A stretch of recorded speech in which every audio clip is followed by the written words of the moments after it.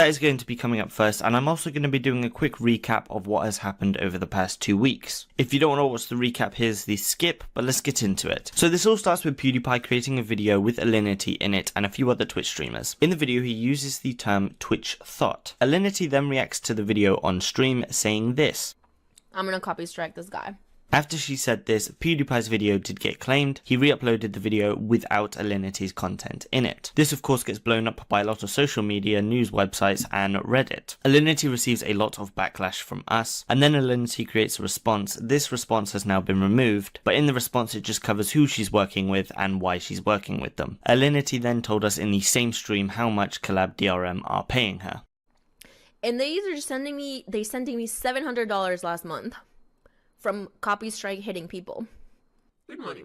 Following on, we found out Alinity was going to do IRL streaming in Vegas, but then Ice found out and she cancelled her trip 24 hours later, although she didn't say it was Ice that made her cancel. Following on from that, Alinity ended up on the Philip DeFranco show to try to clear up a few things she said. In the episode, we found out that Alinity claims she never told Collab DRM to claim the video. We also found out that she over-exaggerated the power she had, and finally, by what she meant by copyright strike, she actually meant copyright claim. Following on from this, Pewdiepie made his first big video on the whole Alinity situation. From the video he covers the first statement Alinity made, which has now been removed. He then covered what happened on the Philip DeFranco show, also calling Philip DeFranco a white knight for defending Alinity, and finally covering that Alinity and Collab made it pretty clear that all they care about is money. And on the same day as Pewdiepie's video, we got Alinity's first video response on YouTube. In this video she covers why she got angry on stream, why she over exaggerated her power, and then finally goes on to talk about sexism in the gaming community. But as far as the recap over what has happened over the past 2 weeks goes, that is it. And so moving in onto this week, first up we found Alinity's first video responding to Pewdiepie and all the things that have been said has been copyright strike down. And on the video it says the copyright strike came from Pewdiepie. Pewdiepie has tweeted out saying that it wasn't him, but I'm sure none of us were expecting it to be him. But this does go to prove my point from last week that it's very easy to get around YouTube's copyright system. And so that brings us on into the next point, and this one comes as a response from a tweet that Alinity made about starting streaming. And this is a clip that comes from Alinity's past where she talks about how she moved to Canada. So here's the clip.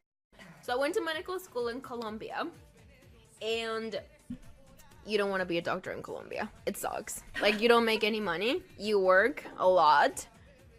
So I was like, no, hell no. So I married a Canadian, and I came to Canada. And then I divorced them.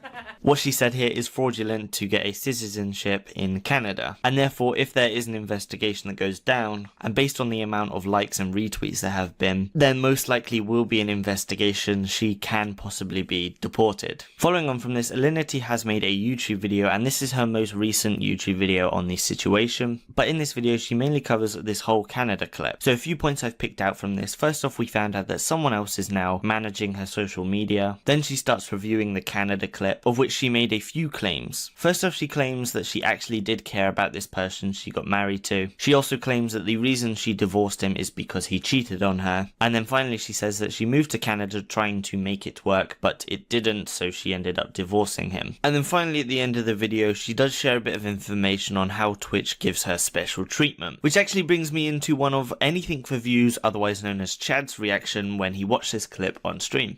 My butt has shown, you know, and Twitch has been behind my back the whole time. Like, hey, it's okay, you know, just delete the clips, you know, we're cool.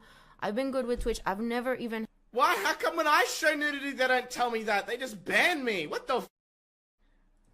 I am tired. Yeah, and I so think am that I. this is... This. I'm not watching any more of it. And so after this, Trainwreck tweeted out that apparently Anything for Views received a warning for reacting to this clip. This again became a quite big post on Reddit, but Chad did clear this up on Paul's stream, saying that he didn't get in trouble, and that he reached out to Hassan to see if he was in trouble, which he wasn't. Wait, aren't you afraid about Twitch banning you? No, why would they ban me? Because, well, I mean, I don't know. Why did they give you a warning for watching that clip? Okay, they didn't give me a warning, okay? I got reached out to by so many people, like asking me, like people hit me up like, what is this clip about? Like, I had to explain. I never got in trouble. I spoke with like Hassan and Neil and all that this morning. I literally called Hassan and I was like, "Am I in trouble?" He's like, "For the clip," because he knew that's why I was calling him. He's like, "No, you're in no trouble." And then he was trying to get me to come out to DreamHack. And so following on from this, Alinity said the N-word on stream. Take that information how you will, but I'm going to go ahead and play the clip. And how like black friends call each other's nigga, like kind of like calling your friend bitch, like as a good way. It's like making something good out of an oppressed word. I don't know how to explain that, but yeah. And so after this, Alinity got called out in chat for saying this word, of which she had this explanation, and that's all I'm going to say on this topic. You commit not saying that ever again? Okay.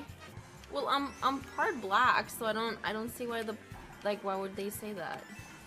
Well, I wouldn't say. I'm like 10% black. I don't think I know, like I don't understand. If I'm gonna be a stream and I'm not gonna be able to, damn it, to just share my thoughts, that's ridiculous, right? Like I know I'm a good person.